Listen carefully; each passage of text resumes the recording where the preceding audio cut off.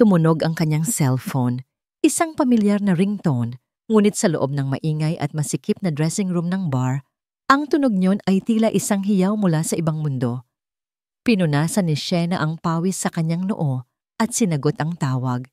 Idinikit ang telepono sa kanyang tainga habang sinisikap na ayusin ang strap ng kanyang bestida. Hello? Isang boses na malamig at walang emosyon ang sumagot mula sa kabilang linya. Isang boses mula sa pampublikong ospital. Ang mga salitang binitawan nito ay simple lang, diretso, at kasinlamig ng bakal na humahampas sa kanyang kaluluwa.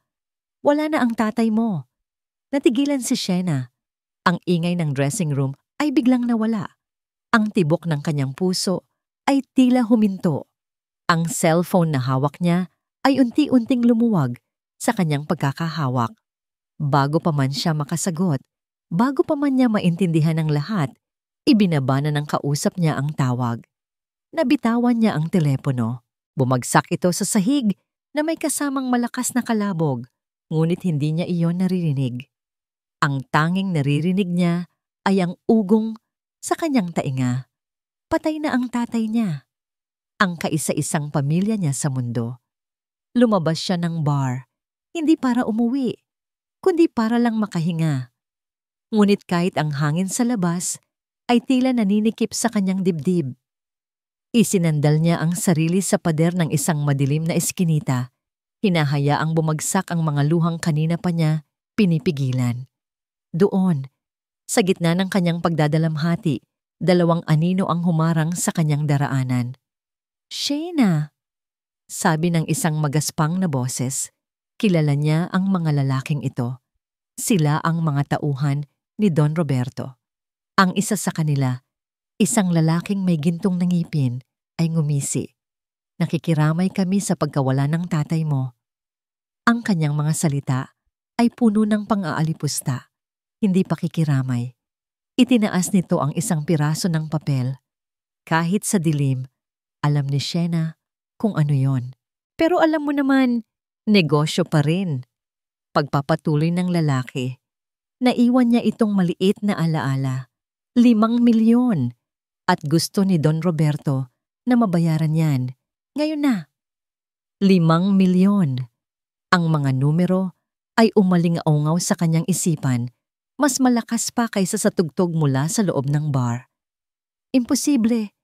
Hindi ko kaya yan. Tumawa ang dalawang lalaki. Isang tawang puno ng kasamaan. Ibinato ng lalaking may gintong na ngipin ang lukot na papel sa kanyang dibdib. Hindi mo kailangang mag-alala. Alam mo naman siguro kung paano maningil si Don Roberto sa mga magagandang babae na tulad mo. Nag-init ang mga mata ni Shena sa takot at galit. Naintindihan niya ang ibig sabihin nito. Isang banta na mas masahol pa sa kamatayan. Tinalikuran na siya ng mga ito at naglakad palayo. Iiwan siyang nanginginig at basang-basa sa luha at malamig na pawis. Pinulot niya ang papel mula sa sahig. Ang kanyang mga kamay ay nanginginig ng husto. 5 milyon. Isang halaga na hindi niya kikitain kahit sumayaw pa siya habang buhay. Pumasok siyang muli sa loob ng bar, tulala. Ang makukulay na ilaw at malakas na tawanan ng mga tao ay tila isang panaginip, isang masamang panaginip.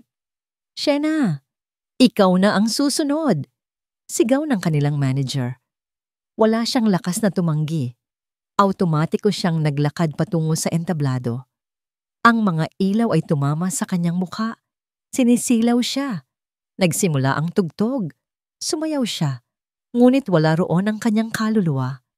Ang kanyang katawan ay gumagalaw sa saliw ng musika, ngunit ang kanyang isip ay nasa madilim na eskinita, kasama ang banta ng mga tauhan ni Don Roberto. Ang mukha ng kanyang ama, ang halaga ng utang, ang kanyang kinabukasan na unti-unting nagiging abo, lahat ay naglalaro sa kanyang isipan. Pagkatapos ng kanyang set, bumalik siya sa dressing room at umupo sa isang sulok, yakap-yakap ang kanyang mga tuhod. Ito na ba ang katapusan? Wala na ba siyang pag-asa? Sa gitna ng kanyang kawalan ng pag-asa, muling tumunog ang kanyang cellphone. Isang numero na hindi niya kilala. Sa una, ayaw niya itong sagutin, ngunit may kung anong nag-udyok sa kanya. "Hello?" Sagot niya. Ang boses ay paos at pagod. "Shena? Hija, si Tita Marites mo ito." Si Tita Marites, ang malayong kamag-anak ng kanyang ina na matagal na niyang hindi nakikita. "Tita, nabalitaan ko ang nangyari sa papa mo. Pasensya ka na, Hija. Hija, tumawag ako dahil may alam akong trabaho. Malaki ang sahod. Bilang kasambahay sa mansyon ng mga Oliveros, kailangan nila ng bago at naisip kita agad. Ang mga Oliveros, ang pinakamayaman at pinakamakapangyarihang pamilya sa buong bansa. Isang trabaho, isang pagkakataon, isang maliit na sinag ng liwanag sa napakadilim na gabi. Hindi na siya nag-isip pa. "Opo, tita. Tatanggapin ko po. Kahit ano po, tatanggapin ko." Kinabukasan, dinala siya ng kanyang mga paa sa harap ng isang lugar na parang palasyo. Nakatayo siya sa labas ng isang higanting bakal na tarangkahan, napapalibutan ng matataas na pader. Sa itaas ng tarangkahan ay ang mga letrang Oliveros na gawa sa ginto. Huminga siya ng malalim, pinipilit na pakalmahin ang kumakabog niyang dibdib. Hindi niya alam na ang pagpasok niya sa tarangkahang iyon ay hindi lang pagtakas mula sa isang utang. Ito ay pagpasok sa isang bagong mundo, isang bagong panganib, at isang tadhana na mas malaki pa kaysa sa kanyang mga kinatatakutan. Ang mansyon ng mga Oliveros ay hindi isang bahay, isa itong kaharian. Iyan ang unang pumasok sa isip ni Shena habang iginagabay siya ng kanyang Tita Marites sa loob. Ang sahig ay gawa sa puting marmol na napakakintab. Kaya niyang makita ang sariling refleksyon dito. Ang mga pader ay napapalibutan ng mga mamahaling painting at isang higanting chandelier na gawa sa libu-libong kristal ang nakabitin sa gitna ng grand staircase. Bawat sulok ay sumisigaw ng yaman at kapangyarihan. Bawat hakbang niya sa loob ay tila isang paalala kung gaano siya kaliit at kung gaano kalayo ang mundo niya sa mundong ito. "Shena, makinig kang mabuti," bulong ng kanyang Tita Marites habang naglalakad sila sa isang mahabang pasilyo. Ang boses nito ay puno ng pag-iingat. "May 3 bagay kang kailangang tandaan para makatagal ka rito." Huminga ng malalim si Shena at tumango. Una, laging malinis. Ayaw ni Senyora Esmeralda ng kahit isang butil ng alikabok. Pangalawa, huwag kang makikialam sa usapan ng pamilya. Tayo ay mga anino lang dito. Nakikita, pero hindi naririnig. At ang pangatlo, tanong ni Shena. Huminto ang kanyang Tita Marites at humarap sa kanya. Ang mga mata nito ay seryoso. Ang pangatlo ang pinakaimportante sa lahat. Huwag na huwag kang lalapit o gagawa ng kahit anong ikagagalit ni Sir Storm. Storm, ang panganay na anak at CEO ng Oliveros Corporation. Ang pangalan pa lang ay nagbibigay na ng takot at respeto. Laging seryoso yon, hindi ngumingiti. Malamig pa sa yelo kung makitungo. Kaya hanggat maaari, iwasan mo siya. Maliwanag? "Opo, tita." Mabilis na sagot ni Sheena. Iyon lang naman ang gagawin niya. Magtatrabaho ng tahimik, iipunin ang kailangan niya, at aalis. Ang unang gawain na ibinigay sa kanya ay ang paglilinis ng mga palamuti sa sala. Habang maingat niyang pinupunasan ang isang antigong florera na gawa sa porselana, narinig niya ang tunog ng mga takong na papalapit sa kanya. Paglingon niya, nakita niya ang isang babaeng nasa mga 50 anyos, nakasuot ng isang eleganteng bestida at mga alahas na kumikinang. Ang tindig nito ay puno ng awtoridad. Ang mga mata nito ay matalas na sumusuri sa kanya mula ulo hanggang paa. Walang duda. Ito si Doña Esmeralda, ang matriarka ng pamilya Oliveros. "Ikaw ba ang bago?" tanong ng ginang. Ang boses ay malamig at walang kabuhay-buhay. "O, opo, senyora," sagot ni Shena.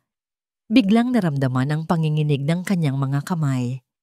Naglakad paikot si Doña Esmeralda sa kanya. Tinitingnan ng bawat galaw niya na para bang isa siyang insektong sinusuri. Saan ka galing? Sa probinsya po, pero matagal na po akong naninirahan sa Maynila.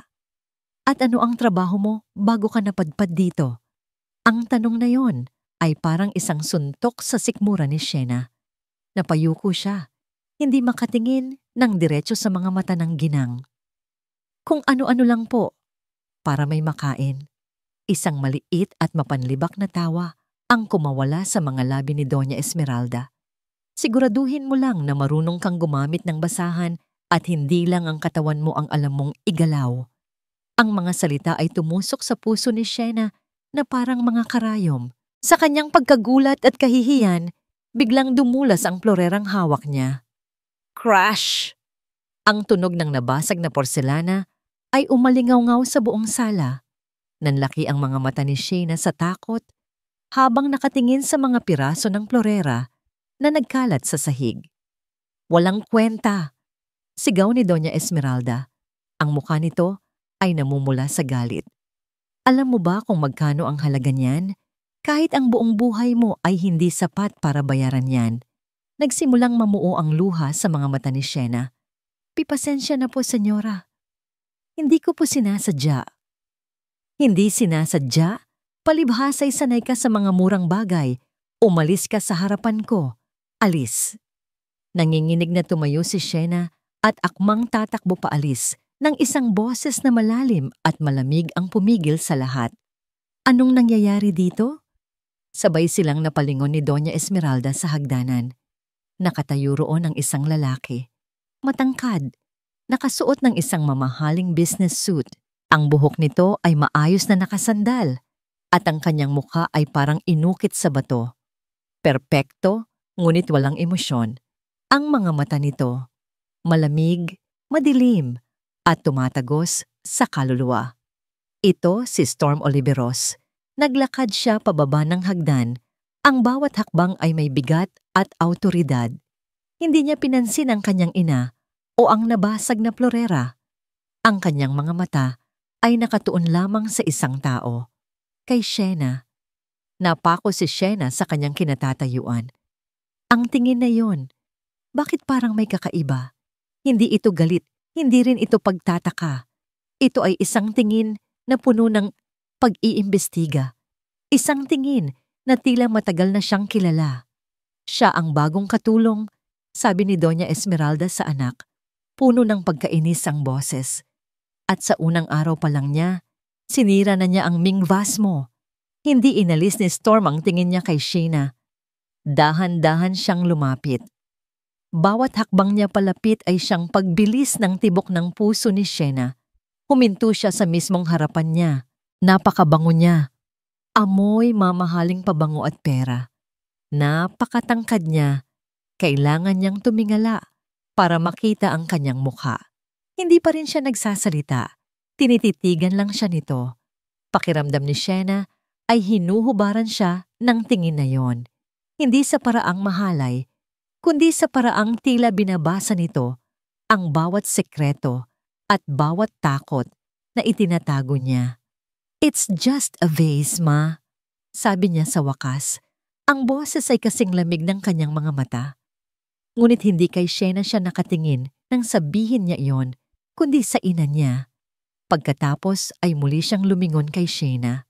Sa isang iglap, tila may nakita siyang bahid ng ibang emosyon sa mga mata nito. Isang bagay na hindi niya mapangalanan. Bago ito muling naging malamig at blanko. Tinalikuran na niya ito at naglakad paalis na parang walang nangyari. Naiwan si Shena na tulala. Ang puso ay kumakarera sa kanyang dibdib. Gabi na, ngunit hindi siya makatulog.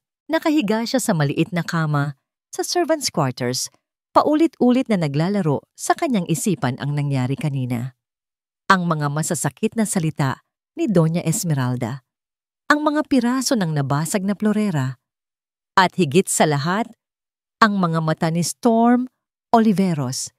Bakit ganoon na lang ang epekto nito sa kanya?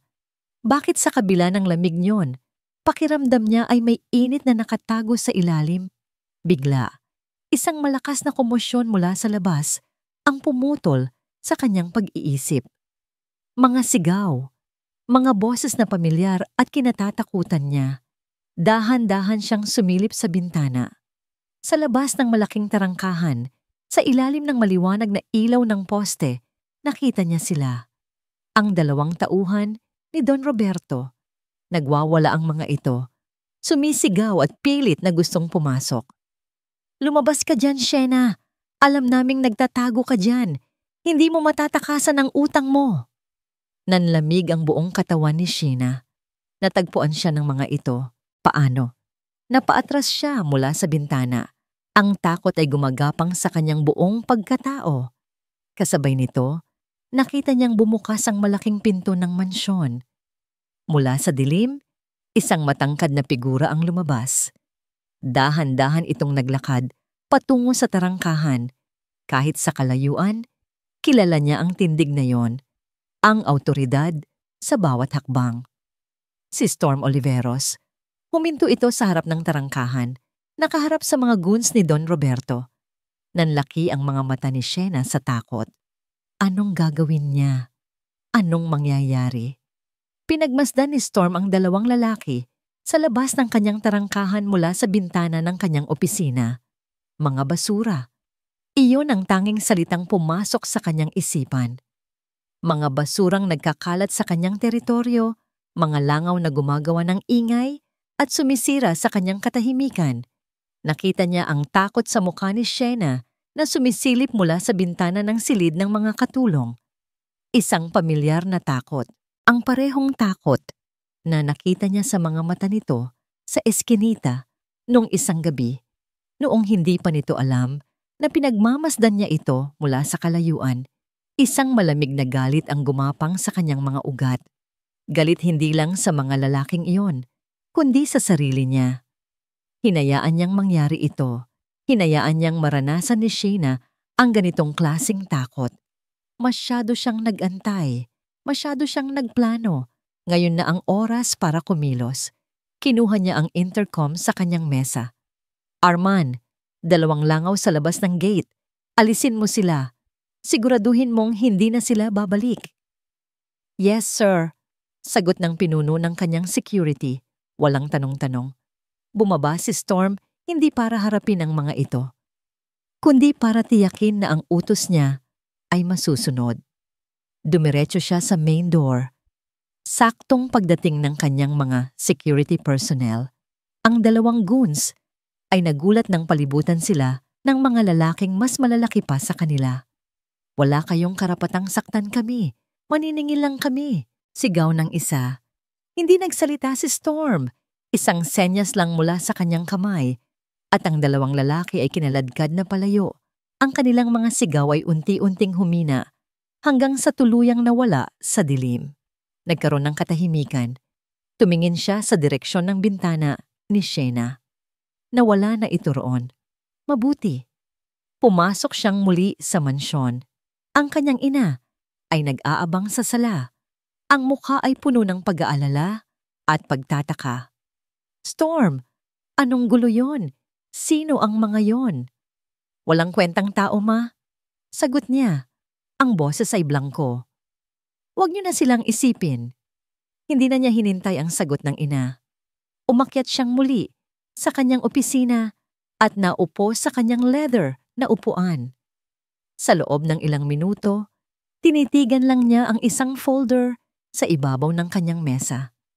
Ang folder na naglalaman ng lahat ng impormasyon tungkol kay Sheena. Ang kanyang buhay, ang kanyang mga pinagdaanan, at ang utang na iniwan ng kanyang ama. Siya ang nag-utos sa kanyang tita Marites na alukin ito ng trabaho. Siya ang gumawa ng paraan para mapunta ito rito, sa ilalim ng kanyang bubong, sa lugar kung saan kaya niya itong protektahan. Pero hindi sapat ang proteksyon lang. Kailangan niya ng karapatan. Isang karapatan na walang sinuman ang makaka-question. Muli niyang kinuha ang intercom. "Papuntahin mo dito si Sheena. Ngayon na." Ilang minuto lang ang lumipas. Isang mahinang katok ang narinig niya sa pinto. "Pasok!" Dahan-dahang bumukas ang pinto At pumasok si Shena. Nakayuko ito. Ang mga kamay ay magkahawak sa kanyang harapan. Nanginginig ito. Kitang-kita niya ang panginginig ng mga balikat nito. Isang parte sa kanya ang gustong tumayo, yakapin ito at sabihing huwag itong matakot. Ngunit pinigilan niya ang sarili. Hindi pa ito ang tamang panahon para doon. Kailangan niyang maging malamig. Kailangan niyang maging ang CEO na kilala ng lahat. Umupo ka. Utos niya. Itinuro ang upuan sa harap ng kanyang mesa. Sumunod ito ng walang imik. Hinayaan niya ang katahimikan na mamagitan sa kanila. Pinanood niya itong hindi mapakali. Pinanood niya kung paano nito paglaruan ang laylayan ng kanyang uniforme. Sa wakas, nagsalita siya. Kilala mo ba ang mga lalaki kanina? Tumango ito. Hindi pa rin makatingin sa kanya. Oo po, sir. Sila ang mga tauhan ni Don Roberto. Pagpapatuloy niya, hindi yon tanong, kundi isang pahayag. At nandito sila para singilin ang 5 milyong utang ng tatay mo. Biglang napaangat ng tingin si Shena. Ang mga mata nito ay nanlalaki sa gulat at takot. Paano? Paano niyo po nalaman? Hindi niya sinagot ang tanong nito. Sa halip, kinuha niya ang isang manipis na folder, isang kontrata, at inilapag ito sa mesa sa pagitan nilang dalawa. Babayaran ko ang lahat ng utang mo, sabi niya ng diretso. Ang boses ay matigas at walang emosyon. Bukas na bukas din, wala ka nang aalalahanin kahit isang sentimo. Wala nang Don Roberto, wala nang mga tauhan niya na muling gugulo sa'yo. Nakita niya ang pagliwanag ng mukha nito, isang kislap ng pag-asa, ngunit agad din yung pinatay ng mga susunod niyang sinabi. Pero may kapalit ang lahat ng yan. Ipinagpatuloy niya. Pakakasalan mo ako. Ang gulat sa mukha ni Sheena ay napalitan ng lubos na pagkalito. Pipo? Sir? Isang kasal sa papel. Paglilinaw niya, pinipilit na huwag ipakita ang anumang emosyon. Magiging asawa kita sa mata ng lahat sa loob ng 1 taon. Titira ka sa bahay na ito, sa kwarto ko. Gagawin mo ang lahat ng sasabihin ko. Walang pag-ibig. Walang anumang personal na ugnayan. Isa lang itong transaksyon. Nakatitig lang ito sa kanya, hindi makapaniwala. Para itong nakakita ng multo. Bakit? Bakit po ninyo ginagawa to? Dahil kailangan ko ng asawa para sa isang business deal at mukhang kailangan mo ng pera. Simple lang. Pagsisinungaling niya. Iyon ang pinakamadaling dahilan. Ang pinakalohikal. Nanginginig ang mga kamay ni Sheena habang dahan-dahan niyang inabot ang kontrata. Binuklat niya ito at binasa ang mga nakasulat. Nakita ni Storm kung paano nanlaki ang mga mata nito sa mga salitang marriage contract, 1-year term, no emotional attachment. Matapos ang ilang minutong katahimikan, ibinaba nito ang kontrata. Tumingin ito sa kanya. Ang mga mata ay puno ng luha at desperasyon. Ang tanong nito ay isang bulong na puno ng sakit. Bakit ako? Tinitigan niya ito ng diretso sa mata. Pinilit ang sarili na magsuot ng isang maskarang malamig at walang pakialam. Dahil kailangan ko ng asawa at kailangan mo ng pera. Simple lang. Nakatitig si Sheena sa pangalan ni Storm na nakaimprinta sa ilalim ng kontrata. Sa tabi nito ay isang blangkong linya. Isang linya na naghihintay sa kanyang pirma. Isang linya na hahati sa kanyang buhay sa 2. Ang buhay niya noon at ang buhay niya simula ngayon. Ang kamay niya ay nanginginig habang hawak ang ballpen. Sa kanyang isipan, nakikita niya ang mukha ng mga tauhan ni Don Roberto. Naririnig niya ang kanilang mga banta. Sa kabilang banda, nakikita niya ang malamig na mukha ni Storm. Naririnig niya ang alok nito na parang isang kasunduan sa demonyo. Ngunit sa pagitan ng demonyong naniningil at demonyong nag-aalok ng kaligtasan, mayroon lang siyang isang pagpipilian. Huminga siya ng malalim at inilapat ang dulo ng ballpen sa papel. Ito na yon. Ito na ang pirma na magbabago sa lahat. Makalipas ang 2 araw, hindi na niya halos makilala ang sarili sa salamin. Nakatayo siya sa gitna ng isang walk-in closet na mas malaki pa sa dati niyang apartment. Nakasuot siya ng isang simpleng navy blue na bestida na gawa sa seda. Mamahalin, elegante, isang bestida na hindi niya kailanman pinangarap na isuot. "Perfect, ma'am," sabi ng isa sa mga kasambahay na inutusan ni Storm para tulungan siyang mag-ayos. Ngumiti lang si Shayna, isang pilit na ngiti. Pakiramdam niya ay isa siyang manika, binihisan, inayos, at inihanda para sa isang palabas. Ang palabas ng kanyang buhay bilang pekeng fiancé ni Storm Oliveros. "Halika na," sabi ng isang pamilyar na boses mula sa pinto. Nakatayo roon si Storm, nakasuot ng isang itim na polo shirt na lalong nagpatingkad sa kanyang matipunong pangangatawan. Gaya ng dati, ang kanyang mukha ay seryoso at hindi mabasa. "Ready ka na ba?" tanong niya. Walang bakas ng init o lambing sa kanyang boses, para lang siyang isang direktor na tinitiyak na handa na ang kanyang artista. Tumangulang si Shayna, hindi niya magawang magsalita. Ang hapagkainan ay parang eksena mula sa isang pelikula. Napakahabang mesa na gawa sa mahogany, mga kubyertos na kumikinang, at mga pagkaing hindi niya alam kung ano ang tawag. Sa gitna ng lahat ng iyon, sa dulo ng mesa, ay nakaupo si Doña Esmeralda, ang reyna sa kanyang trono. Umupo si Storm sa tabi ng kanyang ina, at si Shayna ay naupo sa tabi niya. Ang katahimikan ay nakakabingi. Ang tanging maririnig lang ay ang mahinang tunog ng kanilang mga kubyertos. "Ma," basag ni Storm sa katahimikan. Napatingin si Doña Esmeralda. Itinaas ang isang kilay. "This is Sheena." Pagpapatuloy ni Storm, ang boses ay kalmado at direkta. "My fiancé, we're getting married next week." Klang, ang tunog ng tinidor na ibinagsak ni Doña Esmeralda sa kanyang plato ay umalingaw-ngaw sa buong silid. Napako ang tingin nito kay Storm, puno ng hindi makapaniwalang ekspresyon. Pagkatapos, dahan-dahan itong lumingon kay Shayna. Ang tingin nito ay mas matalas pa kaysa sa kutsilyo. "Ano? Storm, nababaliw ka na ba? Ang babaeng ito? Ang katulong na sumira ng vase mo? Siya ang papakasalan mo?" "Ma, this is my decision." Matatag na sagot ni Storm, hindi nagbabago ang ekspresyon. "I don't care. Hindi ako papayag. Isang Oliveros. Magpapakasal sa isang hampas lupa na hindi natin alam kung saan nanggaling." Tumingin muli si Doña Esmeralda kay Shayna. Ang mga mata ay nag-aapoy sa galit. "Sabihin mo nga sa akin, anong ipinakain mo sa anak ko? Anong gayuma ang ginamit mo?" Napayuko si Shayna. Ang bawat salita ay parang sampal. Gusto niyang magsalita, ipagtanggol ang sarili, ngunit anong sasabihin niya? Na isa lang itong kasunduan na binayaran siya para magpanggap? "Enough, ma," sabi ni Storm. Ang boses ay may bahid na ng babala. Hindi ako titigil," sigaw ng ina.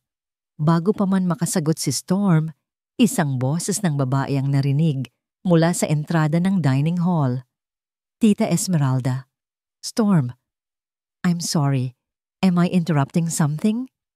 Sabay-sabay silang napalingon. Nakatayo roon ang isang babaeng ubod ng ganda. Nakasuot ito ng pulang bestida na bumabagay sa perpekto niyang katawan. Ang kanyang buhok ay alon-alon at ang kanyang ngiti ay matamis, ngunit hindi umaabot sa kanyang mga mata. Si Beatrice, ang babaeng nasa mga society magazine, ang kilalang socialite at ang dating fiancé ni Storm. "Beatrice, hiya, buti na lang at dumating ka," sabi ni Doña Esmeralda. Biglang nagbago ang timpla. Naglakad si Beatrice papasok, ang mga mata ay diretso kay Shayna. Sinuri niya ito mula ulo hanggang paa.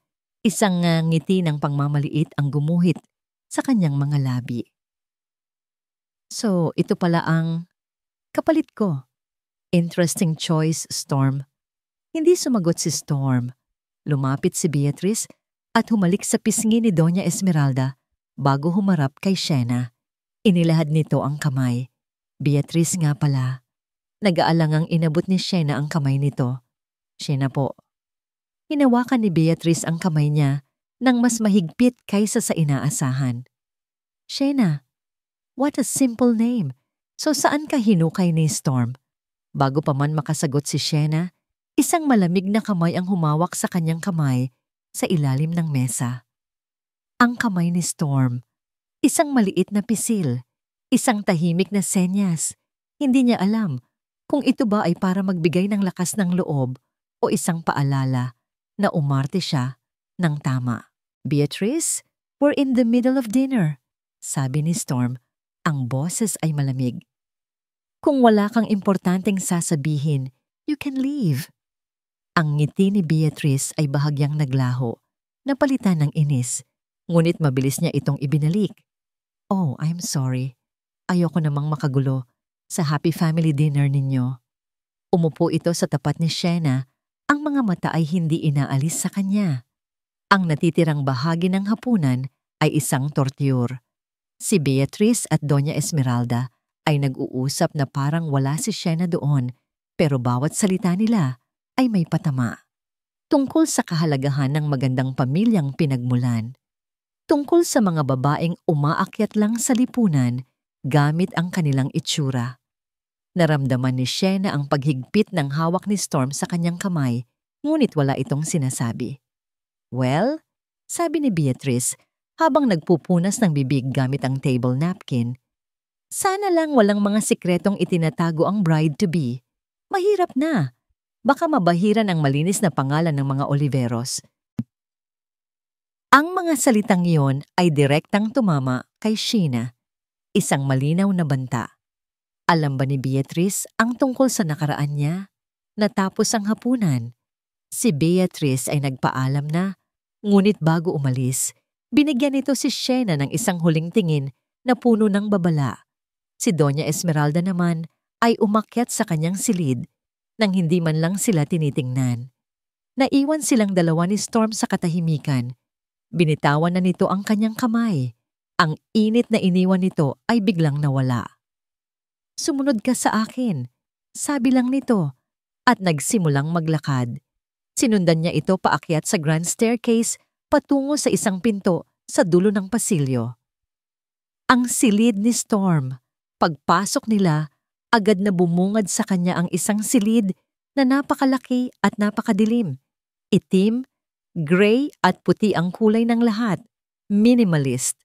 Malamig. Tulad ng may-ari nito. Mula ngayon, dito ka na matutulog. Sabi ni Storm habang tinatanggal ang kanyang relo. Pipo? Dito? Asawa kita sa papel. Asawa kita sa mata ng lahat sa bahay na ito. Mag-asawa sleep in the same room. Part of the deal. Itinuro nito ang isang couch sa gilid. Doon ka. Ako sa kama. Walang emosyon, walang paliwanag. Tumalikod na ito at pumasok sa banyo. Iiwan siyang nakatayo sa gitna ng malaking silid. Napatingin siya sa couch. Iyon ang magiging higaan niya. Napatingin siya sa malaking kama. Iyon ang teritoryo ng lalaking nagmamay-ari sa kanya ngayon. Napayakap siya sa sarili. Maligayang pagdating sa pamilyang Oliveros, bulong niya sa sarili.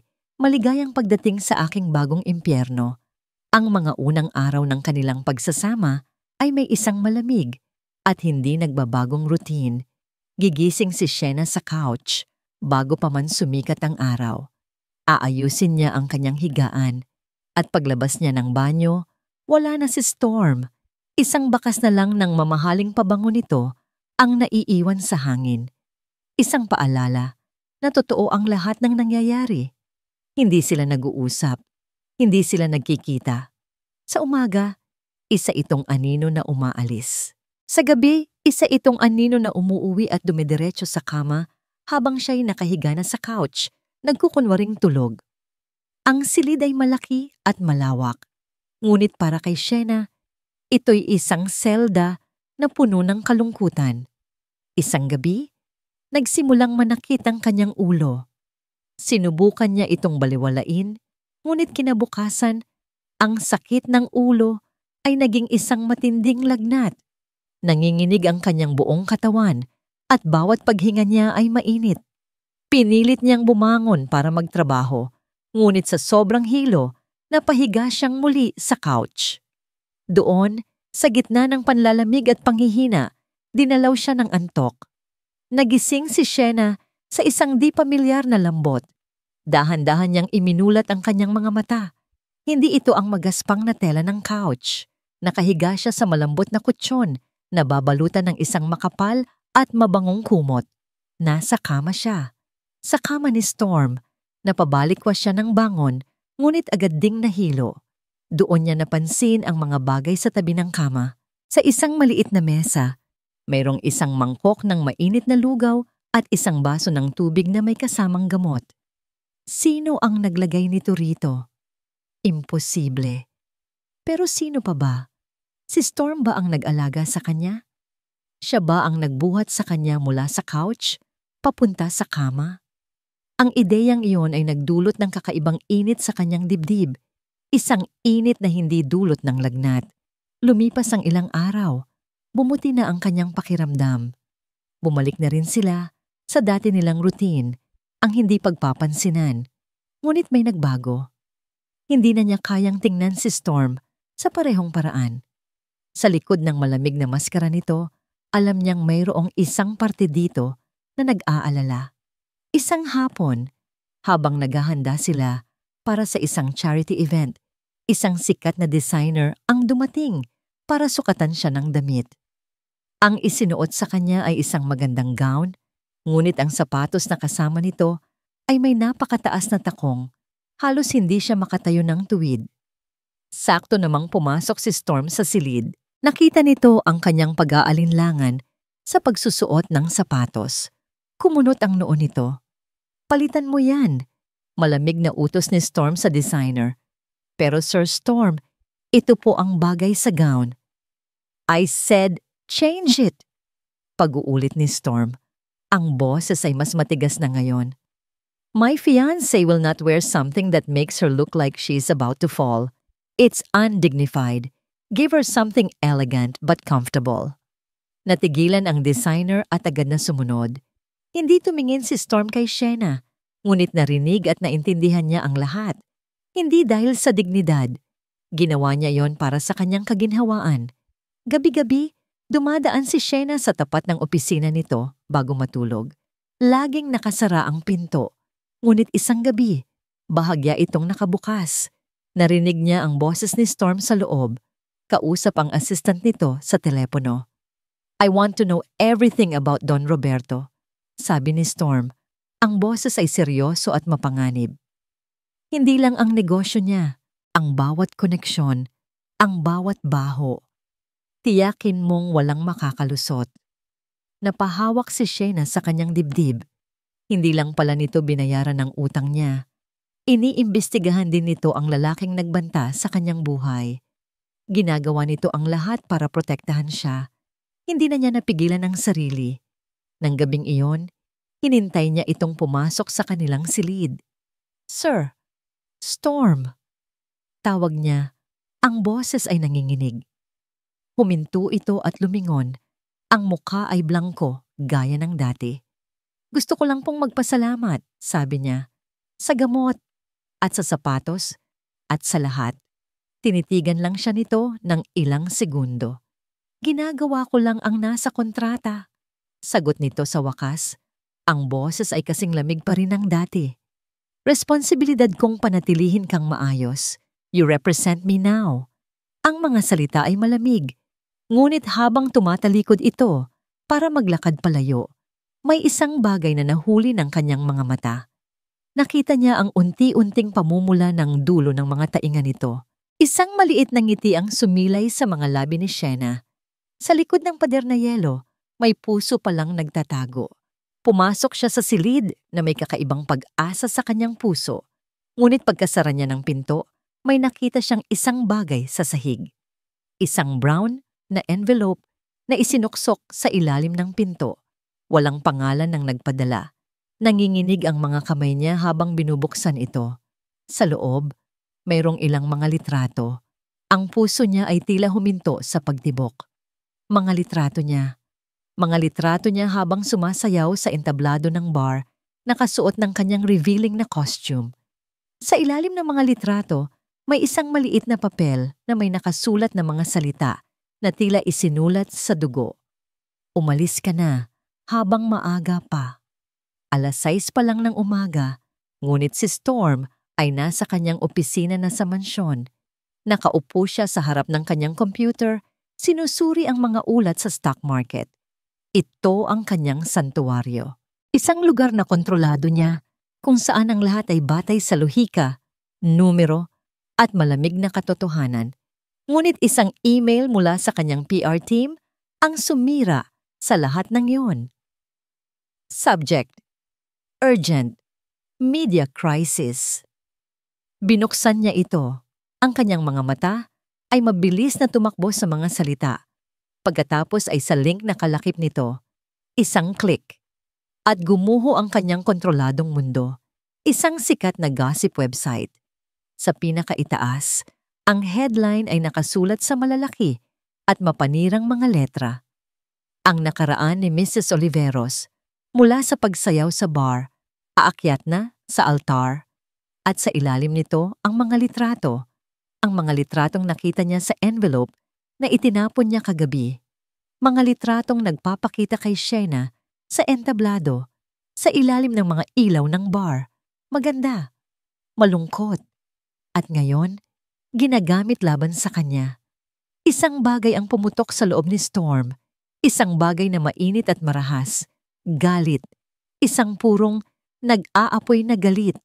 Beatrice, alam niyang siya ang may gawa nito, ang lason sa mga salita nito noong hapunan. Ang banta sa mga mata nito, ito ang kanyang ganti, isang marumi at desperadong galit. Ngunit ang galit niya kay Beatrice ay walang-wala kumpara sa galit niya sa sarili. Nabigo siya. Ipinangako niya sa kanyang sarili na poprotektahan na niya ito. Dinala niya ito sa kanyang bahay para ilayo sa panganib.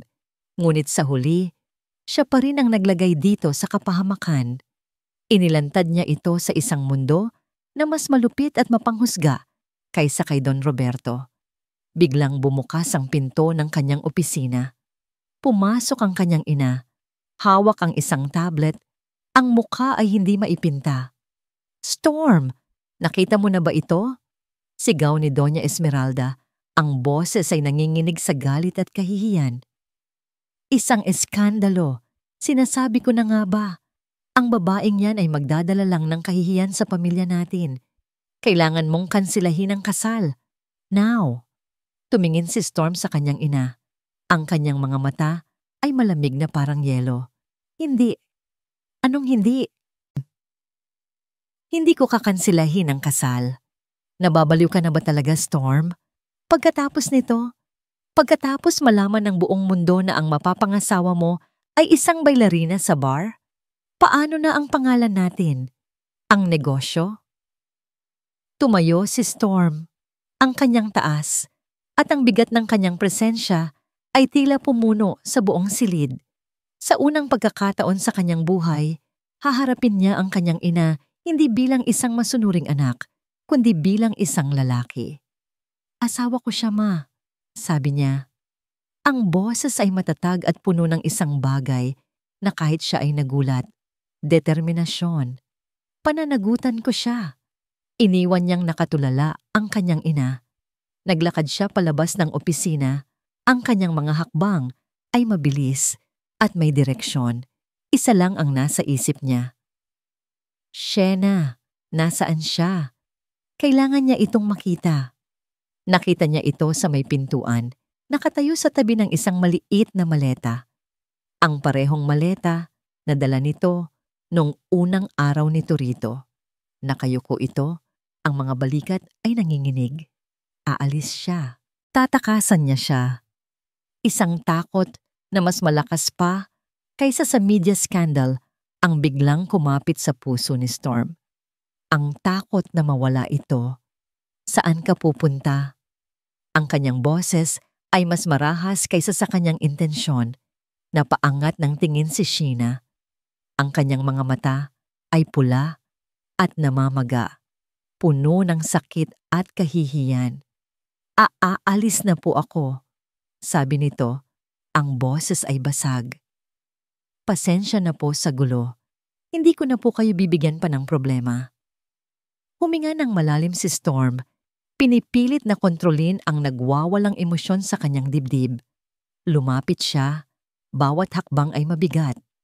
Huminto siya sa mismong harapan nito. Problema ba ang tingin mo sa sarili mo? Mahinang tanong niya. Hindi ito sumagot. Muli lang itong yumuko.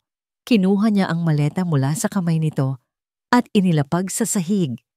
Hinawakan niya ang baba nito at dahan-dahang itinaas para magkatinginan sila. Hindi ka aalis, sabi niya. Ang boses ay mas kalmado na ngayon, ngunit puno pa rin ng awtoridad. Dito ka lang sa tabi ko. Bago pa man makasagot si Shena, kinuha na niya ang kanyang cellphone at tinawagan ang kanyang PR head. Magpatawag ka ng press conference sa loob ng 1 oras dito sa mansyon.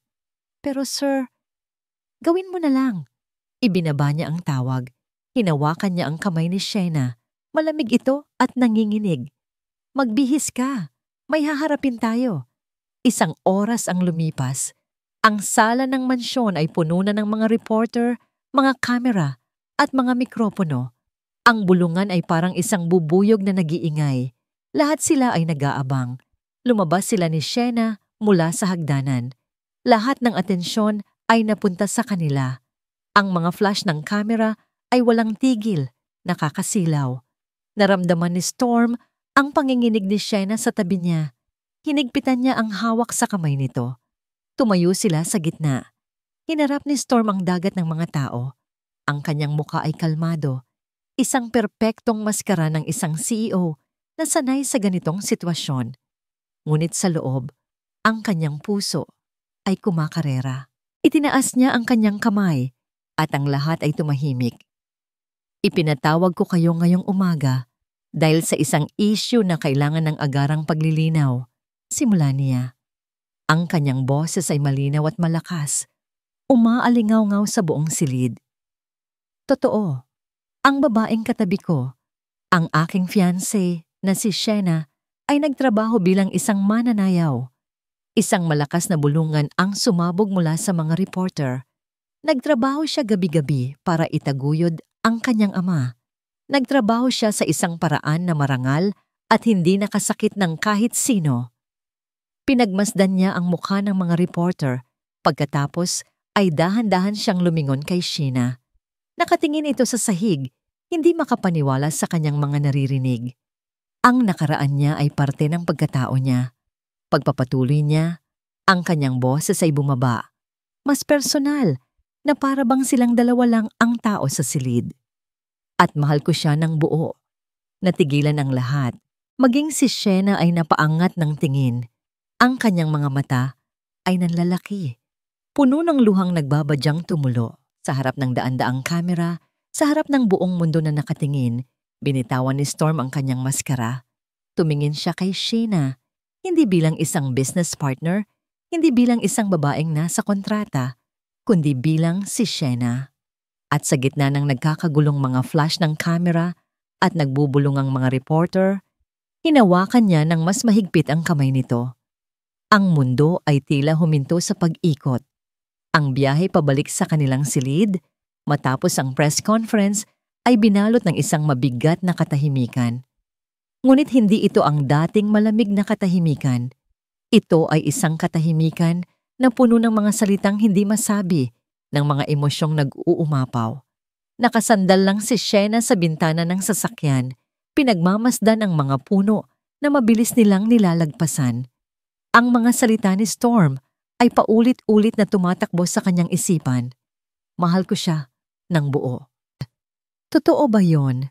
O parte lang ng isang napakagaling na palabas para iligtas ang pangalan ng pamilya? Hindi niya alam kung ano ang paniniwalaan. Pagdating nila sa silid, agad na tinanggal ni Storm ang kanyang coat at ibinato ito sa isang upuan. Naglakad siya papunta sa bintana at tumayo roon, nakatalikod kay Sheena. Ang kanyang mga balikat ay tensyonado. Hindi na natiis ni Shayna ang katahimikan. Kailangan niyang malaman. Bakit? Ang isang salitang iyon ay lumabas sa kanyang bibig na parang isang bulong. Lumingon si Storm. Ang kanyang mga mata ay madilim, mas malalim pa kaysa karaniwan. Anong bakit? Bakit mo ginawa yon? Tanong ni Shayna. Ang kanyang boses ay nanginginig. Pwede mo namang itanggi. Pwede mo akong itakwil. Iyon ang mas madali. Iyon ang mas lohikal. Pero bakit? Bakit mo ako ipinagtanggol? Naglakad ito palapit sa kanya. Sa bawat hakbang nito, tila lumiliit ang silid, lumiliit ang espasyo sa pagitan nila. Huminto ito sa mismong harapan niya, napakalapit na kaya niyang maamoy ang pabango nito. Kaya niyang makita ang maliliit na ugat sa mga mata nito. Hindi ka ba natatakot na masira ang pangalan mo? Pagpapatuloy niya, halos pabulong na lang. Ang pangalan ng pamilya niyo? Tinitigan siya ni Storm ng matagal. Isang tingin na tila tumatagos sa kanyang kaluluwa. Mas natatakot akong mawala ka. Ang mga salita ay simple lang, binitawan ng walang drama. Ngunit para kay Shayna, ang mga salitang iyon ay amanan ay mas malakas pa kaysa sa isang sigaw. Ang mga ito ay umalingaw-ngaw sa kanyang puso. Ginigiba ang mga pader na matagal na niyang itinayo. Nagsimulang mamuo ang luha sa kanyang mga mata. Hindi luha ng sakit o kahihiyan, kundi luha ng isang emosyon na matagal na niyang hindi naramdaman. Pasasalamat. At marahil, isang maliit na butil ng pag-ibig. Pero, ang kontrata? To hell with the contract, sabi ni Storm. Ang boses ay magaspang. At pagkatapos, ginawa niya ang isang bagay na hindi kailanman inasahan ni Shayna. Dahan-dahan, itinaas niya ang kanyang kamay at hinaplos ang pisngi nito. Ang kanyang mga daliri ay magaspang ngunit mainit. Isang daliri, ang dahan-dahang pumahid, sa luhang pumatak mula sa kanyang mata. Ang mundo ni Shayna ay tila huminto. Ang tanging nararamdaman niya ay ang init ng kamay nito sa kanyang balat. Ang lalim ng mga mata nito na nakatitig sa kanya at ang mabilis na tibok ng sarili niyang puso. Dahan-dahan, inilapit ni Storm ang kanyang mukha. Walang pagmamadali. Isang tahimik na tanong. Binibigyan siya nito ng pagkakataong umatras. Ngunit hindi siya umatras. Ipinikit niya ang kanyang mga mata. At naramdaman niya ang malambot na pagdampi ng mga labi nito sa kanyang mga labi. Hindi ito isang halik na puno ng pagnanasa. Ito ay isang halik na puno ng pag-aalinlangan, ng pag-iingat, na para bang dalawang kaluluwang matagal ng sugatan ang unang beses na nagtangkang magtiwala. Maikli lang ito, ngunit para kay Shayna, sapat na yon para baguhin ang lahat.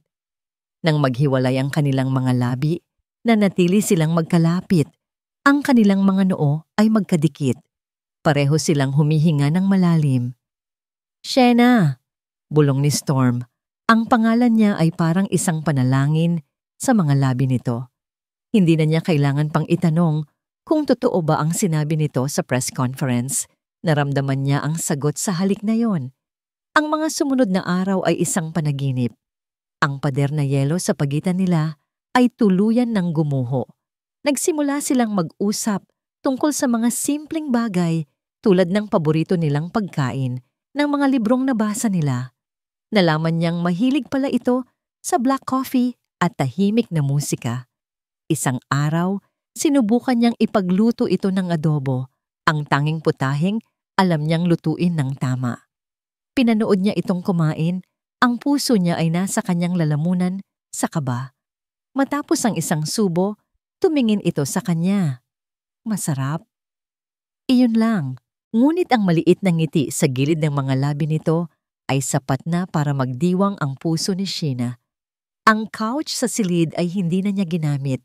Hindi dahil pinilit siya ni Storm, kundi dahil isang gabi, habang nagbabasa ito sa kama, sinabi lang nito, "There's enough space here."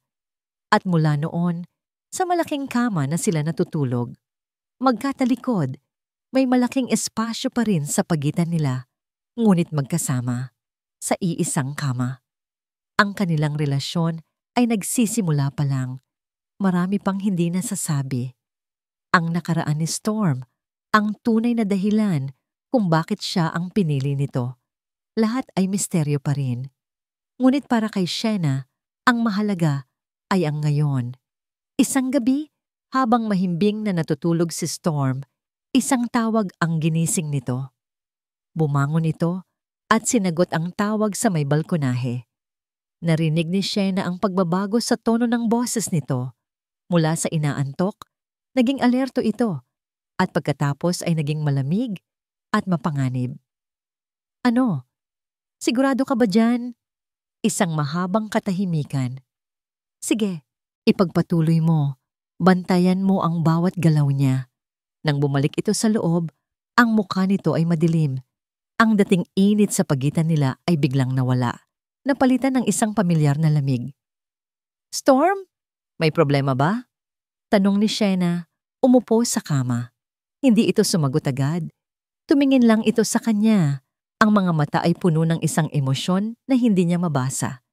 Isang halo ng galit, pagkabigo, at sakit. Sino si Don Roberto sa buhay ng tatay mo? Tanong nito sa wakas. Ang bawat salita ay mabigat. Natigilan si Shena. Ang pinagkakautangan na niya. Bakit? Bukod doon, may iba pa ba silang koneksyon? Magkakilala ba sila dati? Umiling si Shena. Hindi ko alam. Ang alam ko lang, sa kanya nalulong sa sugal si Papa. Bakit mo na itanong? Hindi muli sumagot si Storm. Tinalikuran na lamang siya nito at humiga sa kabilang dulo ng kama. Ang likod ay nakaharap sa kanya. Ang pader na yelo na akala ni Shena ay natunaw na ay biglang bumalik, mas mataas at mas makapal pa kaysa dati. Kinabukasan, isang report ang dumating sa email ni Storm. Isang report mula sa private investigator na inupahan niya. Naglalaman ito ng mga bank transfer, mga tawag sa telepono, mga litrato at isang pangalan. Don Roberto. Ang alias ng business mogul na si Roberto Almario. Ang mortal na kaaway ng Oliveros Corporation. Ang lalaking matagal nang sumusubok na pabagsakin ang kanyang kumpanya. At ayon sa report, ang ama ni Shena ay isa sa kanyang mga impormante. Ang report ay nakabukas sa kanyang laptop screen, ngunit ang mga letra at numero ay lumalabo sa paningin ni Storm. Ang tanging malinaw ay ang sakit. Isang matalim at nagyayelong sakit na kumakalat sa kanyang dibdib. Pinipiga ang kanyang puso hanggang sa halos hindi na siya makahinga. Roberto Almario.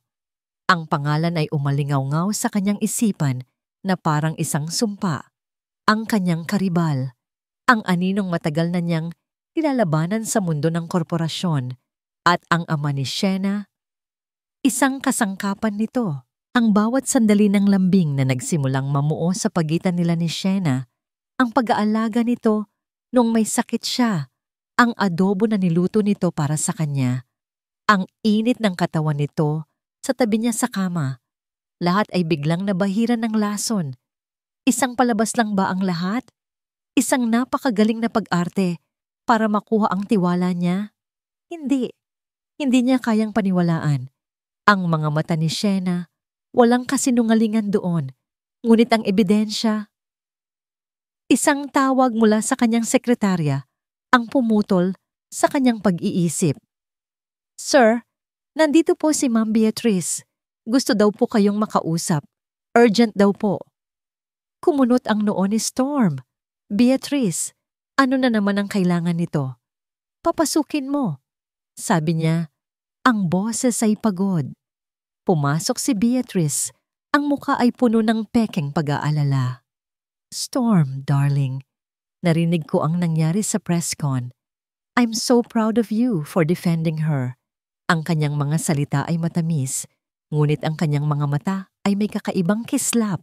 What do you want, Beatrice? Walang ganang tanong ni Storm. Nandito ako para tulungan ka. Sabi nito, Inilapag ang isang mamahaling leather portfolio sa kanyang mesa. Alam kong mahal mo siya.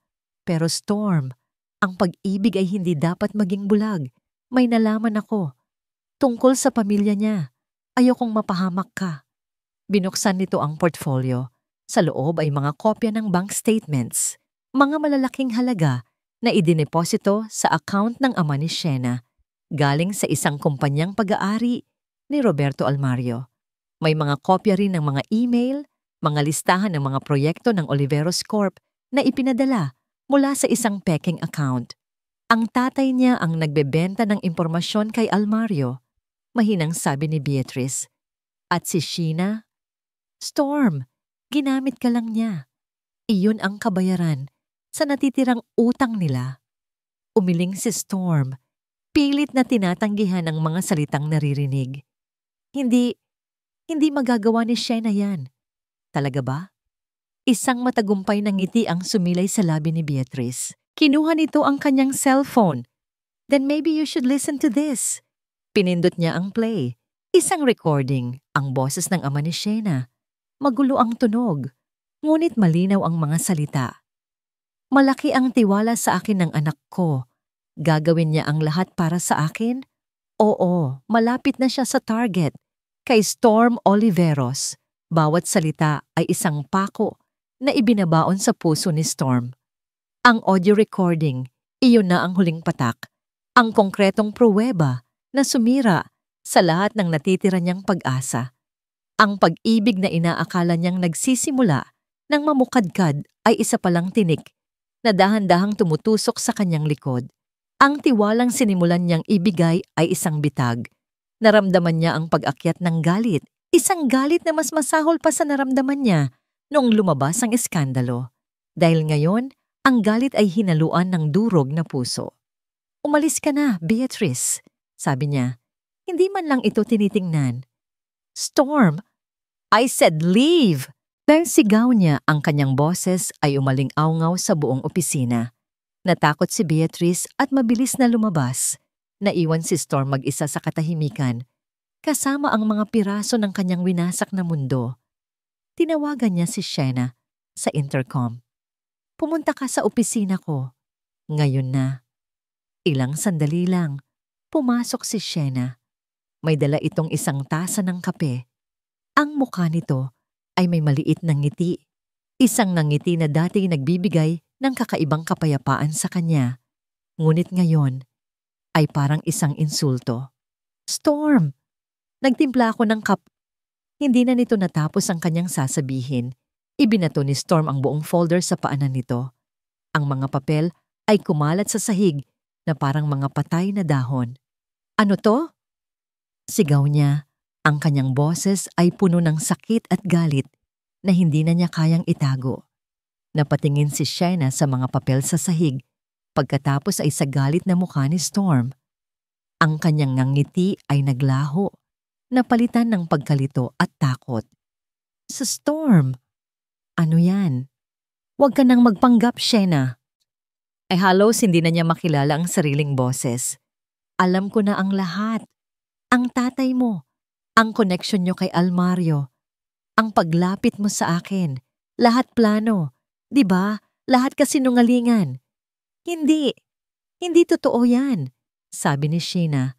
Ang mga luha ay nagsisimula nang mamuo sa kanyang mga mata. Storm, maniwala ka sa akin. Maniwala. Tumawa si Storm, isang tawang walang saya, puno ng pait. Paano ako maniniwala? Mula sa simula, isa ka ng sinungaling. Isang espiyas na ipinadala dito para sirain ako. Pinulot ni Sheena ang isang papel, ang kopya ng bank statement. Umiling-iling siya. Ang luha ay tuluyan ng bumuhos sa kanyang mga pisngi. Hindi ko alam to. Pakiusap, Storm. Mag-usap tayo. Wala na tayong dapat pag-usapan.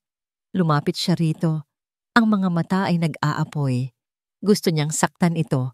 Gusto niyang maramdaman nito ang sakit na nararamdaman niya. Ang galing mo, ano? Ang galing mong umarte. Pati ako naniwala. Ang tanga-tanga ko. Storm, pakiusap. Umalis ka. Ang Ang dalawang salita ay lumabas sa kanyang bibig na kasing lamig ng yelo. Natigilan si Shena. Ano? Tinitigan niya ito ng diretso sa mata. Pinakita ang lahat ng galit at pagkasuklam na nararamdaman niya. Umalis ka. Ayokong makita pa ang pagmumukha mo. Nakatayo lang si Shena, tulala. Ang kanyang muka ay basang-basa sa luha. Ang sakit sa kanyang mga mata ay halos hindi na niya kayang tingnan. Dahan-dahan itong tumalikod at naglakad palabas ng opisina. Bawat hakbang ay tila 1,000 taon. Nang magsara ang pinto, napasuntok si Storm sa kanyang mesa. Ang sakit sa kanyang kamao ay walang-wala kumpara sa sakit sa kanyang puso. Pinanood niya mula sa bintana habang naglalakad ito palabas ng mansyon. Dala-dala lang ang sarili. Walang maleta, walang anuman. At kasabay ng paglabas nito sa tarangkahan, nagsimulang pumatak ang ulan. Unay mahina. Pagkatapos ay lumakas, na para bang ang langit mismo ay nakikidalamhati. Nakita niya itong nababasa sa ulan, naglalakad ng walang direksyon. Sa isang iglap, isang parte sa kanya ang gustong tumakbo, habulin ito, bawiin ang lahat. Ngunit ang laso ng pagdududa ay kumalat na. Sa gitna ng kalsada, nadula si Shena at bumagsak sa basang semento. Nakaluhod, basang-basa, nag-iisa. Ang kanyang mundo ay gumuho sa pangalawang pagkakataon. At mas masakit ito kaysa sa una. Yumuko siya, ang kanyang mga hikbi ay humahalo sa malakas na buhos ng ulan. Tapos na, wala na. Ngunit sa gitna ng kanyang paghihinagpis, isang bagong damdamin ang nagsimulang umusbong. Isang maliit na baga sa gitna ng malamig na abo. Determinasyon, dahan-dahan niyang itinaas ang kanyang ulo, hinahayaang humampas ang ulan sa kanyang muka. Hindi ako papayag na matapos ito ng ganito. Hindi ako sinungaling at hindi magnanakaw ang tatay ko. Lalabas ang katotohanan at ako mismo ang hahanap nito. Ang unang sinag ng araw ay tumama sa mukha ni Shena. Ginising siya mula sa isang maikling pagtulog na puno ng mga bangungot. Hindi siya nakahiga sa isang malambot na kama o sa isang pamilyar na couch. Nakahiga siya sa isang manipis na banig sa sahig ng maliit na apartment ng kanyang kaibigan na si Rina. Ang tanging taong naisip niyang takbuhan. Bumangon siya. Ang bawat parte ng kanyang katawan ay masakit. Hindi dahil sa pagtulog sa sahig, kundi dahil sa sakit na iniwan ng mga salita ni Storm. Pero wala nang panahon para sa luha. Salamat sa pagpapatuloy sa akin, Rina, sabi ni Shena habang nagtitimpla ng kape. Ano ka ba? Para saan pa't magkaibigan tayo? Sagot ni Rina, hinawakan ang kanyang balikat. Pero Shena, sigurado ka ba sa gagawin mo? Delikado yan. Tumango si Shena. Ang kanyang mga mata ay puno ng determinasyon na hindi pa niya naramdaman kailanman. Kailangan kong linisin ang pangalan ni Papa at ang pangalan ko. Ang kanyang investigasyon ay nagsimula sa lugar na pinakapamilyar sa kanila, ang kanilang lumang neighborhood. Bawat kanto, bawat tindahan ay may alaala ng kanyang ama. Nagtanong-tanong siya sa mga dati nilang kapitbahay, sa may-ari ng karinderya kung saan sila madalas kumain. Ang kanyang unang lead ay nagmula kay Mang Tonyo, isang matandang barkada ng kanyang ama sa paglalaro ng dama. Ang papa mo, sabi ni Mang Tonyo habang nakatingin sa kanilang chessboard. Nagbago siya nitong mga huling buwan. Bago siya nawala, laging balisa, laging may tinitingnan sa likuran niya na parang may humahabol. May nabanggit po ba siya sa inyo, Mang Tonyo? Kahit ano. Nag-isip ang matanda. May isa pa. May madalas siyang kamiting na lalaki. Hindi taga rito. Laging naka-Amerikana, magara ang kotse. Sa may lumang bodega, malapit sa pier sila nagkikita. Isang lalaking naka-Amerikana. Isang lumang bodega sa pier. Ito na. Ang unang hibla ng katotohanan. Storm's POV ang mansyon ay malaki, ngunit ngayon, ito'y nakakabinging tahimik. Bawat sulok ay nagpapaalala sa kanya kay Shena. Ang sala kung saan niya ito unang nakita, ang hapagkainan kung saan niya ito ipinakilala, ang kama kung saan siya nito pinanood habang natutulog. Hindi siya makapagtrabaho, hindi siya makakain. Ang imahe ni Shena na umiiyak habang pinapalayas niya ay paulit-ulit na naglalaro sa kanyang isipan. Ang ebidensya. May mali sa ebidensya. Ang isang CEO na tulad niya ay hindi dapat nagpapadala sa emosyon. Ang desisyon niya ay padalos-dalos, isang pagkakamali na dulot ng nasaktang puso. Kinuha niya ang kanyang telepono at tinawagan ang kanyang pinagkakatiwalaang assistant. Arman, sabi niya, ang boses ay mababa at seryoso. Gusto kong balikan mo ang lahat ng ebidensya laban sa pamilya ni Shena. This time, I want you to assume that everything is fake. Hanapin mo ang butas. Hanapin mo ang pagkakamali. Don't miss a single detail. Masusunod po, sir. Di lumipas ang ilang oras. Nakatitig lang si Storm sa bintana. Pinagmamasdan ng parehong ulan na sumaksi sa pag-alis ni Shena. Tumunog ang kanyang telepono. Si Arman. Sir, sabi nito sa kabilang linya, may nakita po ako.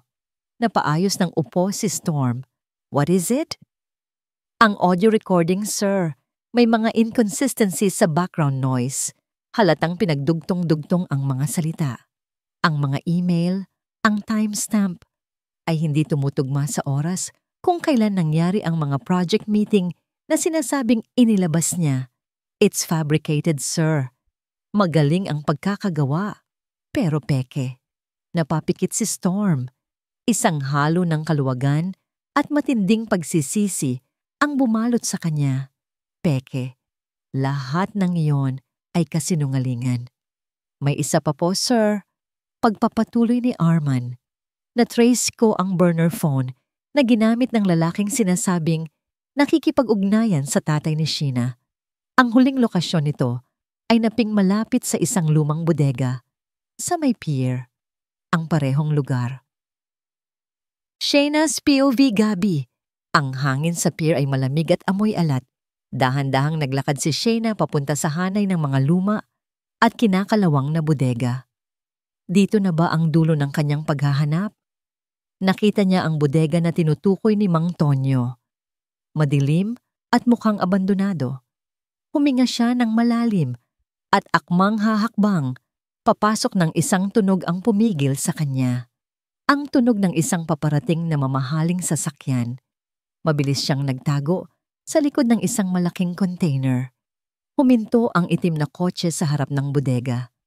Bumukas ang pinto at bumaba ang isang lalaking hindi niya inaasahan. Si Storm. Storm's POV ay pinark ni Storm ang kanyang kotse. Bumaba siya at pinagmasdan ang bodega. Ito na yon. Ano man ang katotohanan, dito niya hahanapin. Paglingon niya, nakita niya ito. Nakatayo sa gitna ng kadiliman, ang mukha ay nababasa sa liwanag ng buwan. Si Shena. Ang kanilang mga mata ay nagtagpo. Sa sandaling iyon, ang lahat ng galit at pagdududa ay nawala. Ang tanging nakikita niya ay ang babaeng sinaktan niya. Ang babaeng mahal niya. Shena, sabi niya. Ang kanyang boses ay halos isang bulong.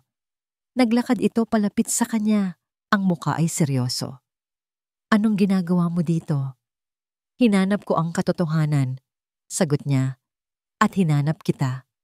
Bago pa man sila makapag-usap ng masinsinan, isang ilaw ang biglang sumilaw mula sa loob ng bodega at bumukas ang malaking pinto nito na may malakas na kalampag. Bravo! Bravo! Isang boses na puno ng pang-aasar ang umalingaw-ngaw sa gabi. Lumabas mula sa dilim ang isang lalaking nasa mga 50 anyos, nakasuot ng mamahaling suit at may mapanuyang ngiti sa labi. Sa likod nito, lumabas din si Beatrice. Ang mukha ay puno ng tagumpay at galit. Nakakatuwa namang pagmasdan ang muling pagkikita ninyo, sabi ng lalaki. Lumapit ito sa kanila. Hindi inaalis ang tingin kay Storm. Roberto Almario. Pero para sa mga kaibigan, Don Roberto. Naniga si Storm. Ito na pala ang kalaban niya. Sa wakas, nagpakita na rin ito. Beatrice, sabi ni Storm, ang kanyang boses ay malamig, ngunit ang kanyang mga mata ay nakatutok kay Don Roberto. So, ito pala ang bago mong amo. Tumawa si Beatrice. Hindi lang amo, Storm. Business partner. Isang partner na marunong magpahalaga sa loyalty.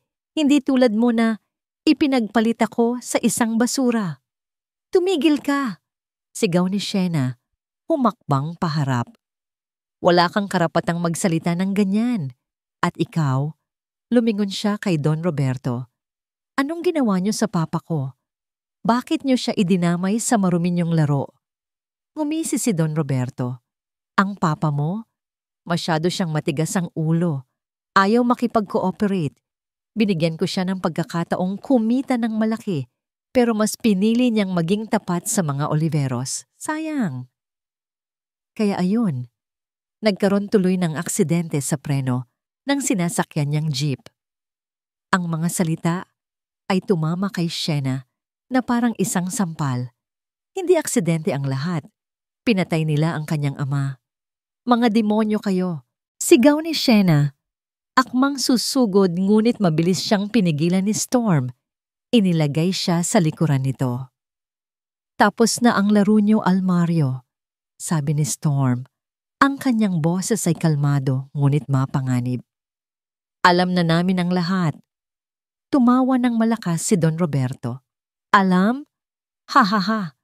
Bata, baka akala mo lang alam mo na. Ang pagpunta niyo dito ngayong gabi ang pinakahihintay ko. Nagpalakpak ito ng 2 beses. Mula sa dilim sa likod ng bodega, lumabas ang ilan sa kanyang mga tauhan, mga lalaking nakaitim at may mga hawak na bakal na tubo. Ang plano A ay gamitin si Shena para mapasok ang pamilya mo, sabi ni Don Roberto, tila nag-e-enjoy sa bawat sandali.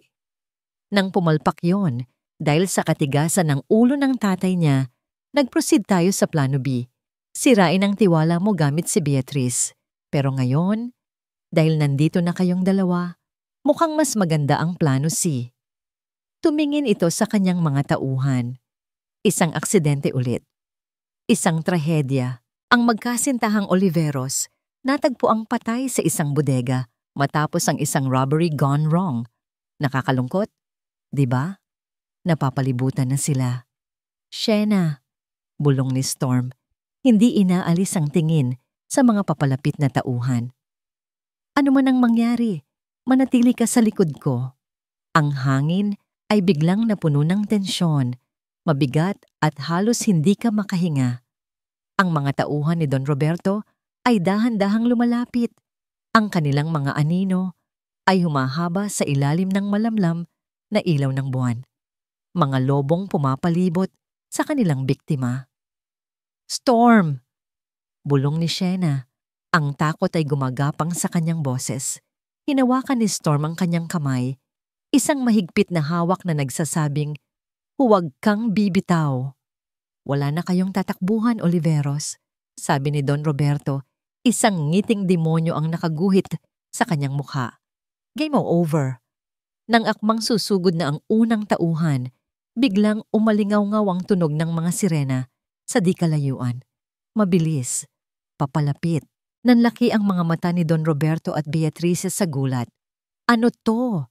Sigaw ni Don Roberto sa kanyang mga tauhan. Paano nila nalaman? Ngumisi si Storm. Akala mo ba pupunta ako rito nang walang backup plan, Almario? Bago pa man ako umalis ng mansyon, naka-alert na ang mga pulis sa lokasyon ko. Ang mga tauhan ay nataranta. Ang ilan ay nagsimulang tumakbo, ngunit huli na ang lahat. Ilang police car ang biglang pumasok sa lugar. Ang kanilang mga ilaw ay kumukutitap. Ginagawang araw ang madilim na gabi. Walang gagalaw. Pulis ito! Sigaw ng hepe ng mga pulis. Sa gitna ng kaguluhan, sinubukan ni Beatrice na tumakas. Ngunit mabilis siyang hinarang ni Shena. Saan ka pupunta? sabi ni Sheena. Ang kanyang mga mata ay nag-aapoy sa galit. Hindi ka patapos sa akin. Bitiwan mo ako, basura. Sigaw ni Beatrice. Sinubukan nitong sampalin si Sheena. Ngunit si Sheena ay hindi na ang dating babaeng mahina at laging nakayuko. Sinalo niya ang kamay ni Beatrice.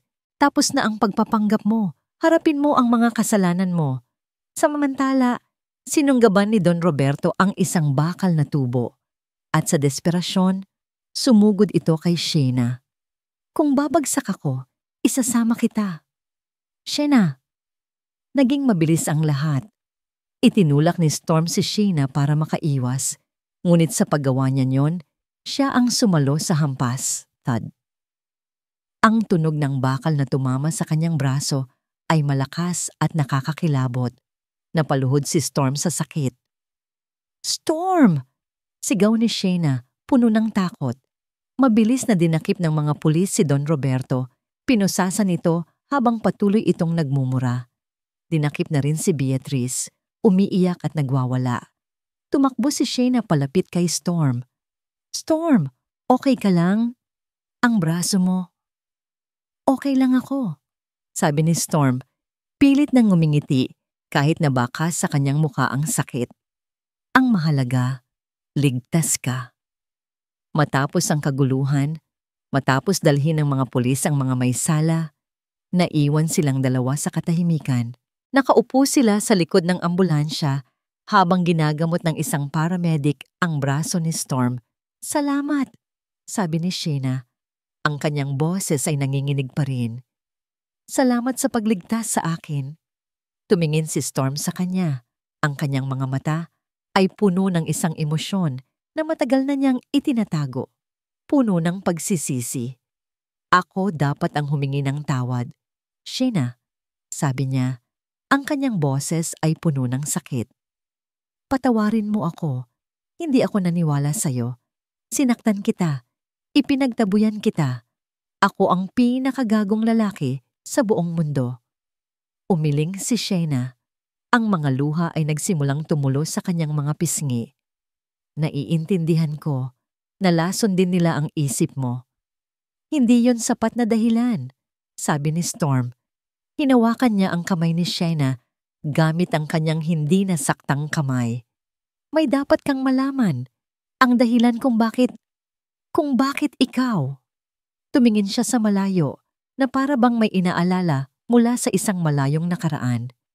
Matagal na tayong magkakilala, Sheena. Bago pa ang lahat ng ito, bago pa naging Oliveros ang mga Oliveros. Kumunot ang noo ni Sheena sa pagkalito. Noong mga bata pa tayo, sa probinsya, magkapit-bahay tayo. Ako yung payat at laging may sipon na si Stormy. Sabi niya, isang maliit at malungkot na ngiti ang sumilay sa kanyang mga labi. At sa isang iglap, bumukas ang isang bintana sa isipan ni Sheena. Isang nakabaon na alaala, isang maliit na batang lalaki na laging may hawak na libro, isang batang babae na may tirintas ang buhok. Naglalaro sila sa ilalim ng isang malaking puno ng mangga. Stormy! Bulong ni Sheena, hindi makapaniwala. Tumango si Storm. Nang umasenso ang pamilya ko at kailangan na naming umalis, nangako ako sa'yo. Naalala mo ba? Ang huling araw nila, nakaupo sila sa ilalim ng puno. Umiiyak ang batang babae. Ang batang lalaki ay may ibinigay sa kanya. Isang kwintas na gawa sa pinagtagpi-tagping damo. Huwag kang umiyak, Shen-Shen, sabi ng batang lalaki. Babalikan kita. Pangako yan. Napahawak si Sheena sa kanyang dibdib. Ang alaala ay bumalik ng buo at malinaw na parang kahapon lang nangyari. Ang pangako. Hindi ko kailanman kinalimutan ang pangakong yon, sabi ni Storm. Ang kanyang mga mata ay nangingilid sa luha. Hinanap kita sa loob ng maraming taon. Nang sa wakas ay natagpuan kita. Nakita kong nasa panganib ka. Ang pag-aalok ko ng kasal, iyon ang pinakamabilis at tanging paraan na naisip ko para mailagay ka sa tabi ko para maprotektahan kita. Naging duwag ako. Ginamit ko ang pera at kapangyarihan ko dahil natakot akong harapin ka at sabihin ang totoo. Hinaplos niya ang pisngi ni Shena. Ang kanyang mga mata ay puno ng pagmamahal at pagsisisi.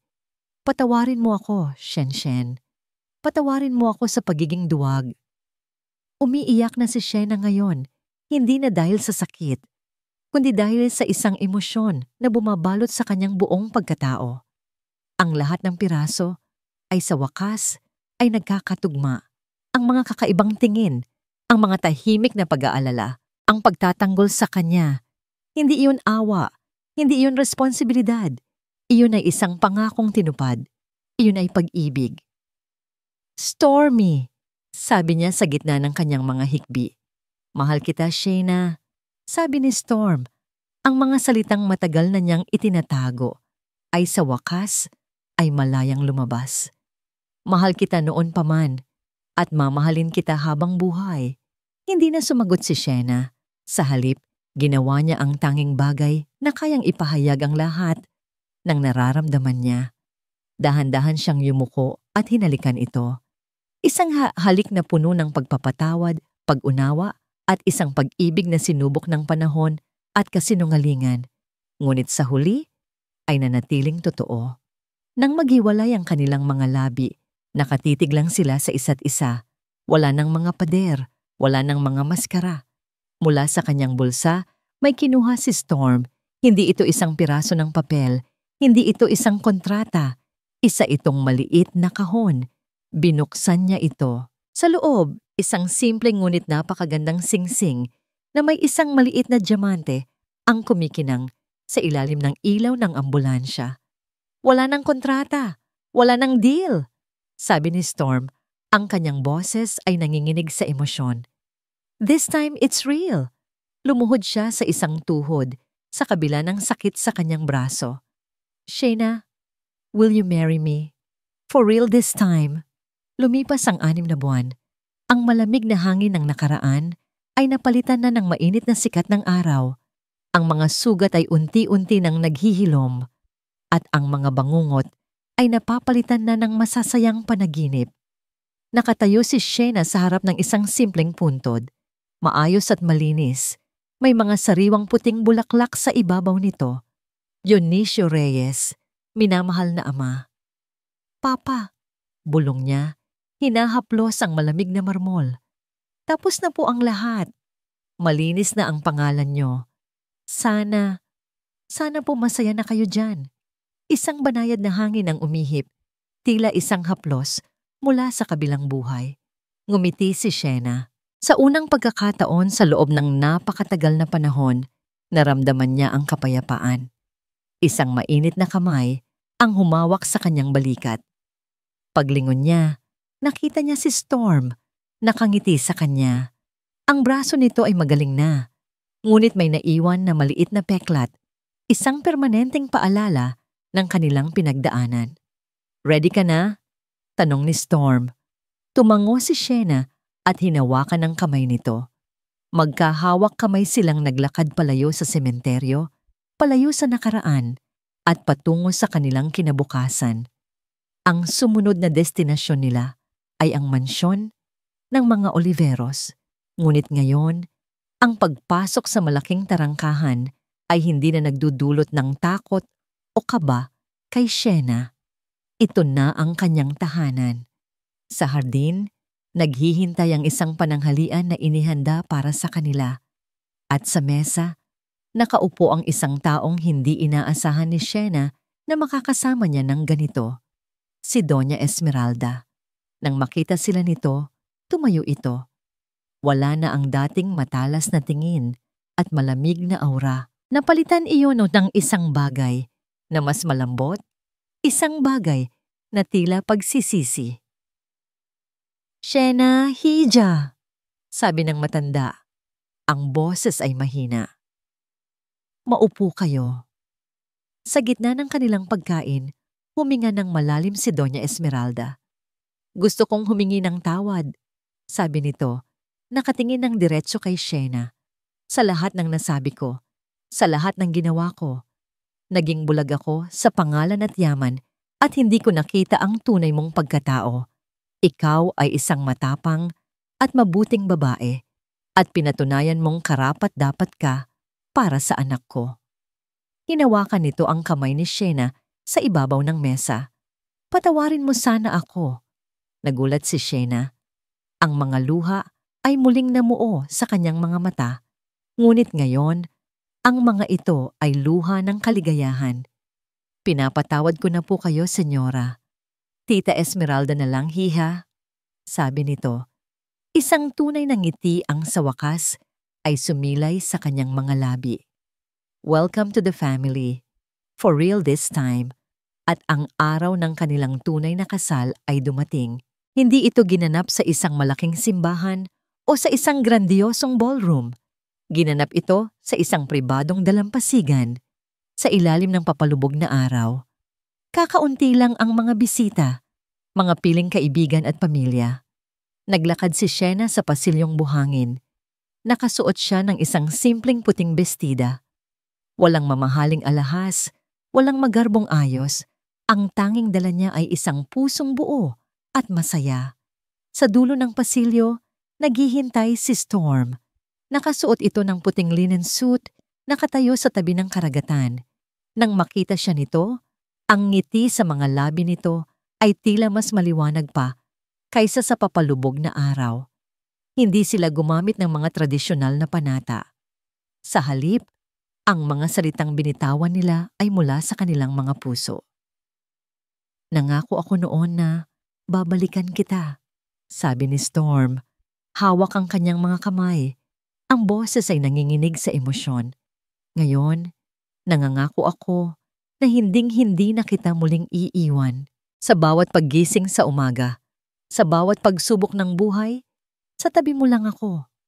Mahal kita, Shen-Shen ko. Ikaw ang naging pag-asa ko sa pinakamadilim na gabi ng buhay ko. Sagot ni Sheena. Ang mga luha ng kaligayahan ay dumadaloy sa kanyang pisngi. Ikaw ang nagturo sa akin na maniwala ulit, na magmahal ulit. Stormy, tinatanggap kita, hindi bilang katuparan ng isang pangako, kundi bilang katuparan ng puso ko. Mahal kita. Isinuot nila ang mga singsing at sa harap ng Diyos at ng karagatan, sila ay naging isa. Gabi na. Magkahawak kamay silang naglalakad sa dalampasigan. Ang mga paa ay nilalaro ng papalapit na alon. Ang buwan ay isang perpektong bilog sa kalangitan. Masaya ka ba? Tanong ni Storm. Huminto at niyakap siya mula sa likuran. Isinandal ni Sheena ang kanyang ulo sa dibdib nito. Dinarama ang bawat tibok ng puso nito. Sobra. Isang mahabang katahimikan. Isang komportableng katahimikan. Storm? Humarap si Sheena sa kanya. Isang mapaglarong na ngiti ang nasa kanyang mga labi. Mukhang kailangan na nating magdagdag ng isa pang kwarto sa mansyon. Kumunot ang noo ni Storm sa pagkalito. Bakit? Hinawakan ni Sheena ang kamay nito at dahan-dahang inilagay sa kanyang tiyan. Dahil sa loob ng 8 buwan, bulong niya, ang pamilyang Oliveros ay magkakaroon ng isang bagong miyembro. Natigilan si Storm. Ang kanyang mga mata ay nanlaki, napuno ng hindi makapaniwalang saya. Tumingin siya sa tiyan ni Sheena pagkatapos ay sa mga mata nito. Binuhat niya ito at pinaikot-ikot. Ang kanilang mga tawa ay humahalo sa tunog ng mga alon. Magiging tatay na ako. Sigaw niya sa kalangitan, sa karagatan, sa buong mundo. Ibinaba niya ito at niyakap ng mahigpit. Hinalikan niya ito ng may pagmamahal na mas malalim pa sa karagatan at mas malawak pa sa kalangitan. Doon, sa ilalim ng liwanag ng buwan, ang dating bailarina at ang malamig na CEO ay nagsimula ng kanilang bagong kabanata. Hindi bilang mga tauhan sa isang kontrata, kundi bilang mag-asawa, bilang mga magulang, bilang 2 pusong sa wakas ay natagpuan ang kanilang walang hanggang simula.